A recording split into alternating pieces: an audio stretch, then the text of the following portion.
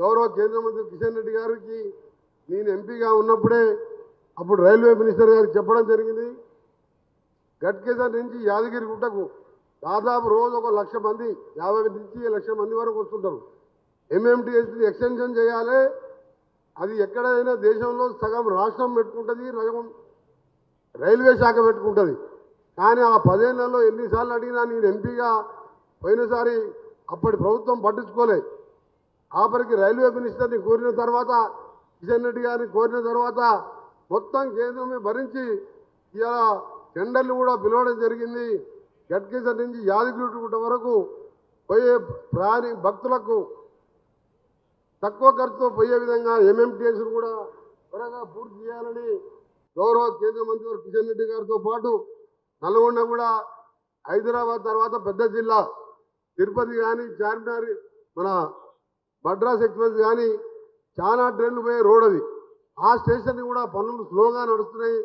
దాన్ని కూడా వేగవంతం చేస్తూ మిర్యాలు కూడా ఒక కమర్షియల్గా రైస్ మిల్ అనేది ఏషియాలోనే పెద్ద సెంటర్ కాబట్టి ఆ స్టేషన్ని కూడా అభివృద్ధి చేయాలని గౌరవ కేంద్ర మంత్రులు కిషన్ రెడ్డి గారిని, ఇంకా కూడా తెలంగాణ అభివృద్ధి విషయంలో మొన్ననే గడ్కరీ గారిని తీసుకొచ్చి దాదాపు 6,000 కోట్ల రోడ్లకు కొన్ని ప్రారంభోత్సవాలు, కొన్ని శంకుస్థాపనలు చేసుకున్నాం.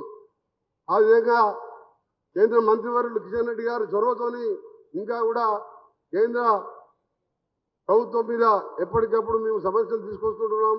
వారు కూడా మాకు సహకరిస్తున్నందుకు ధన్యవాదాలు తెలియజేసుకుంటూ ఈ గట్కేసర్ లైన్కి సంబంధించిన ల్యాండ్ ఎక్విజిషన్ ప్రపోజల్ పంపించండి. వెంటనే నేను కూడా గౌరవ ముఖ్యమంత్రి గారితో మాట్లాడి ఆ ల్యాండ్ ఎక్విజిషన్ కంప్లీట్ చేపిస్తామని, 6 నెలల్లోపు ఆ ప్రాజెక్టు పూర్తి చేయాలని రిక్వెస్ట్ చేస్తూ మరొకసారి ఈ 103 స్టేషన్లకు సంబంధించిన ఆ ప్రాంత ప్రజలకు శుభాకాంక్షలు తెలియజేసుకుంటూ ముగిస్తున్నాను. జై హింద్. పెద్దలు వెంకరెడ్డి గారు మన యొక్క శాసనసభ్యులు అడిగారు, హైదరాబాద్ నుంచి యాదగిరి గుట్ట వరకు ఎంఎంటీఎస్ కావాలని. హైదరాబాద్ నగరంలో ప్రజల సౌకర్యార్థము, కామన్ మ్యాన్ సౌకర్యార్థము ఎంఎంటీసీ ప్రారంభించాం. సెకండ్ ఫేజ్ కోసము సుమారు 7 సంవత్సరాలు 8 సంవత్సరాలు ఆగడం జరిగింది. రాష్ట్ర ప్రభుత్వము, గతంలో ఉన్నటువంటి ప్రభుత్వము ఒప్పందం చేసుకొని సహకారం అందించని కారణంగా 5-6 సంవత్సరాలు ఆలస్యమైంది. చివరకు ప్రధానమంత్రి గారు రాష్ట్ర ప్రభుత్వం సహకారం లేకున్నా కూడా ఎంఎంటీఎస్ ప్రారంభించాలని చెప్పి ఆయన స్వయంగా వచ్చి పరేడ్ గ్రౌండ్స్ నుంచి ఎంఎంటీఎస్ సెకండ్ ఫేజ్ కూడా 1000 కోట్ల రూపాయలతోటి నిర్మాణం చేసినటువంటి పనులు కూడా ప్రారంభించారు. ఇప్పుడు అడిగారు వెంకటరెడ్డి గారు, ఎంఎంటీఎస్ యాదగిరిగుట్టకు రావాలని.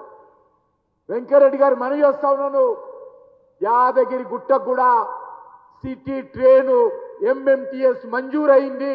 ఎంఎంటీఎస్ లో హైదరాబాద్ నుంచి ఎక్కడైనా సరే భక్తులు వెళ్ళడానికి వీలుగా ఎంఎంటీఎస్ పనులు ప్రారంభం త్వరలోనే టెండర్ అయి ఆ పనులు కూడా ప్రారంభిస్తాము. 400 కోట్ల రూపాయలు ఖర్చు పెట్టి దానికి నిర్మాణం చేయబోతున్నామని ఈ సందర్భంగా మనవి చేస్తా ఉన్నాను. Subscribe to One India and never miss an update.